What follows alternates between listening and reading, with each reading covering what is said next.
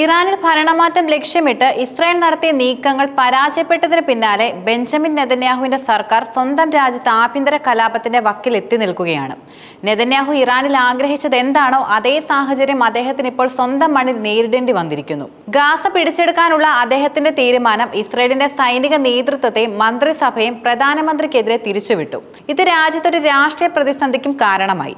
ഈ ആഭ്യന്തര കലാപത്തിന്റെ കേന്ദ്രബിന്ദു നെതന്യാഹുവും ഇസ്രായേൽ പ്രതിരോധ സേനാ മേധാവി ഇയാൾ സമീറും തമ്മിലുള്ള അഭിപ്രായ വ്യത്യാസങ്ങളാണ്.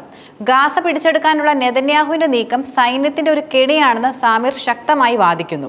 എന്നാൽ ഈ മുന്നറിയിപ്പുകൾ അവഗണിച്ചുകൊണ്ട് മുന്നോട്ട് പോകാനാണ് നെതന്യാഹു ശ്രമിക്കുന്നത്.